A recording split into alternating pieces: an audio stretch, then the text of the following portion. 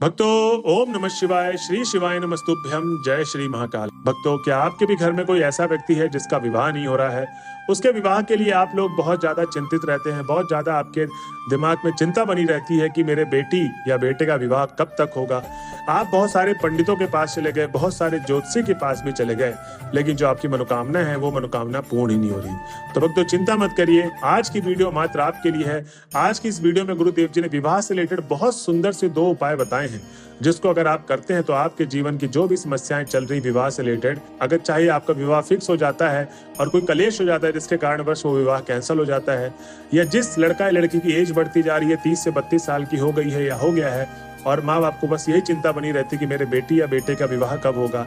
लेकिन जो आपकी बेटी है और जो आपका बेटा है वो मना कर देते हैं रिश्ते के लिए। मतलब विवाह से रिलेटेड जैसी भी समस्याएं हैं, जो भी चिंता बनी हुई है, वो आज के इस वीडियो में आपकी सारी की सारी समस्याएं हल होने वाली हैं। और जिस कारणवश से आपके उस बच्चे का विवाह और लगन नहीं हो पा रहा है, मात्र इस उपाय को करने मात्र से आपके घर के उस बच्चे का विवाह अगले लगन तक हो जाएगा। जी हाँ भक्तों, अब ऐसा मैं क्यों कह रहा हूँ? जैसे कि भक्तों, आप सबको पता है कि गुरुदेव जी की जो कथा होती है उसमें बहुत सारे लोग उनको पत्र के द्वारा अपनी मनोकामना प्राप्ति का प्रश्न भी पूछते हैं। ऐसे बहुत सारे मनोकामना के पत्र गुरुदेव तक पहुंचते हैं और उसमें गुरुदेव जी बहुत सारे पत्र पढ़ते हैं। उसमें सबसे ज्यादा जो प्रश्न निकल के यही आते हैं कि गुरुदेव कृपया करके हमें ऐसे उपाय बताइए जिससे हमारे घर के जो व्यक्ति है उसका विवाह हो जाए, उसकी एज बढ़ चुकी है और जिस घर में हम चाहते हैं कि मेरी बेटी की शादी हो, वो जो सामने वाला घर है वो ना कर रहे ना कर रहा है, बीच असमंजस में डाल रखा है। तो ऐसी बहुत सारी समस्याएं गुरुदेव जी ने पढ़ी भक्तों की, और तब गुरुदेव जी बोलते हैं कि आज के इस कथा में मैं आपको 2 उपाय बताऊंगा, जिसको अगर आपने कर लिया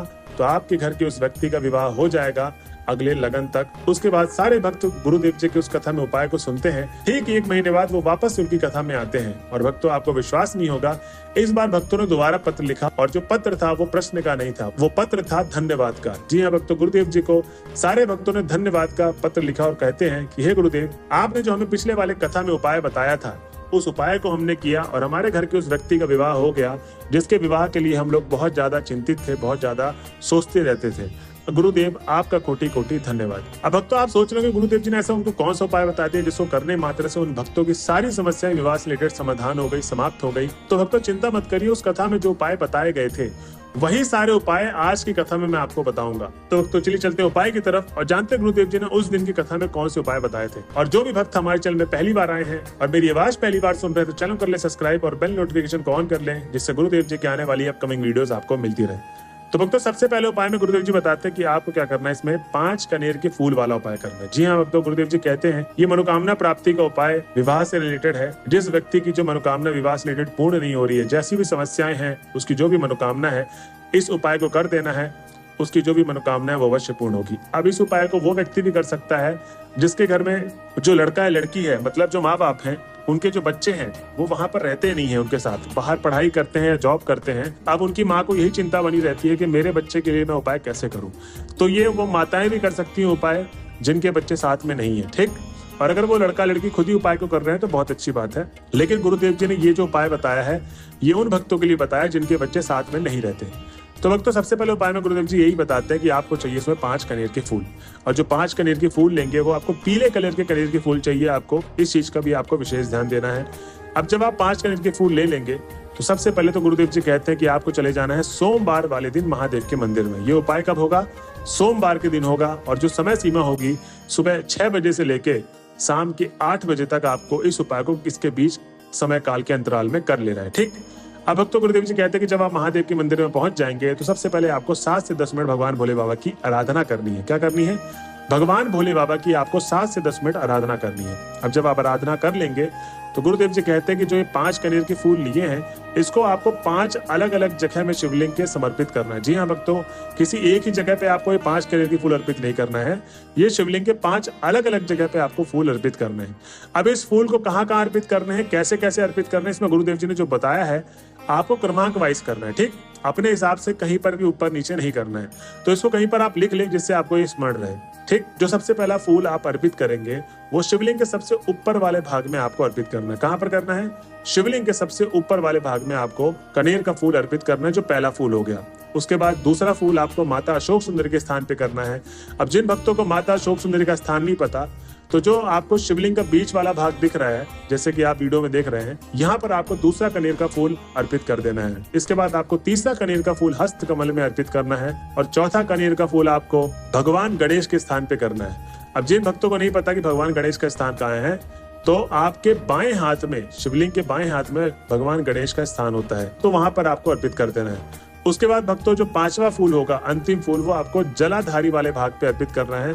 जो अंतिम भाग होता है एकदम जलाधारी वाले भाग का, वहां पर आपको पांचवा फूल अर्पित कर देना है। भक्तों गुरुदेव जी कहते हैं कि जो भी भक्त मेरे बताए गए 5 कनेर के फूल वाले उपाय को इस तरीके से करता है जैसे जैसे मैंने उपाय में बताया है, उसकी जो भी मनोकामना है भगवान भोले बाबा अवश्य पूर्ण करते हैं। तो भक्तों ये था पहला उपाय जो उस कथा में गुरुदेव जी ने बताया था उन माता पिता के लिए जिनके जो बच्चे हैं वो बाहर रहते हैं घर से और वो उपाय नहीं कर सकते बच्चे, तो उनकी माता और पिता कर सके। तो भक्तों ये था पहला उपाय।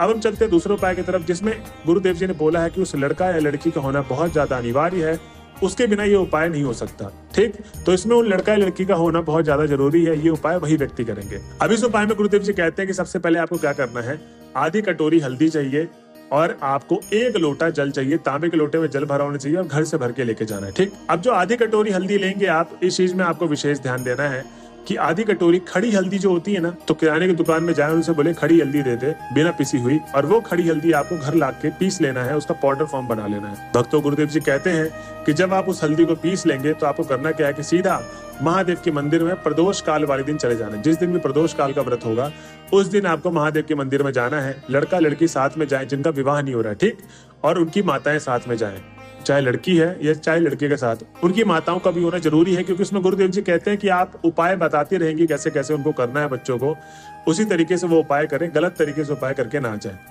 अब भक्तों उसके बाद गुरुदेव जी बोलते हैं कि आपको करना क्या है कि सबसे पहले 7 से 10 मिनट भगवान भोले बाबा की आराधना करनी है। ठीक, आराधना करने के पश्चात ही आपको उपाय को शुरू करना है। तो भक्तों जब आपने 7 से 10 मिनट भगवान भोले बाबा की आराधना कर ली, उनके नाम का जाप कर लिया, श्री शिवाय नमस्तुभ्यम का जाप कर लिया, अब आप उपाय करने के लिए तैयार हैं। तो उपाय में सबसे पहले गुरुदेव जी कहते हैं कि आपको करना यह है कि जो अशोक सुंदरी वाला स्थान है वहां पर आपको 7 बिंदी बनानी है। कितनी बिंदी बनानी है? 7 बिंदी। तो हल्दी की आप 7 बिंदी बना लें। और जैसे कि मैंने आपको बताया कि माता अशोक सुंदरी का स्थान कहाँ पर है, आप स्क्रीन में भी देख सकते हैं। यहाँ पर आपको 7 बिंदी बनाकर आपको सीधा चले जाना है पीपल के पेड़ के पास। अब जब आप पीपल के पेड़ के पास पहुंच जाएंगे तो गुरुदेव जी कहते हैं कि इस उपाय में 2 भाग है। पहला वाला भाग आपको माता अशोक सुंदरी में कंप्लीट करना है, दूसरा वाला भाग आपको पीपल के पेड़ के पास कंप्लीट करना है, मतलब पूरा करना है। ठीक, तो जो दूसरा वाला भाग होगा आप पीपल के पेड़ के पास शुरू करना है। तो जब आप पीपल के पेड़ के पास पहुंच जाएंगे तो गुरुदेव जी कहते हैं कि जो आपकी हल्दी बची हुई है उसको थोड़ा सा और गीला करके लेप बना ले अच्छे तरीके से। अब जो लड़का या लड़की जिसका विवाह नहीं हो रहा, अपने दोनों हाथों में हल्दी लगानी है और दोनों हाथों में हल्दी लगाने के बाद पीपल के पेड़ में 5 बार आपको अपने हाथ के छाप लगा देना है। ठीक, तो 5 बार आपके हाथ का छापा होगा। उसके बाद गुरुदेव जी कहते हैं कि जो 1 लोटा जल लेकर गए थे वो 1 लोटा जल पीपल के पेड़ के जड़ पे अर्पित कर दे। और जब आप जल अर्पित करेंगे तो महादेव का स्मरण करते करते आपको जल अर्पित करना है। ठीक, अब जल अर्पित करने के बाद गुरुदेव जी कहते हैं कि जो पीपल के पेड़ के वृक्ष की जो जड़ गीली हुई है, जहाँ की मिट्टी गीली हुई है, वहां से थोड़ी सी मिट्टी उठानी है और उस लड़का या लड़की के माथे पर तिलक के रूप में लगाना है। किसके रूप में? तिलक के रूप में। उसके बाद भक्तों गुरुदेव जी कहते हैं कि आपकी जो भी मनोकामना है भगवान भोले बाबा से मांग ले।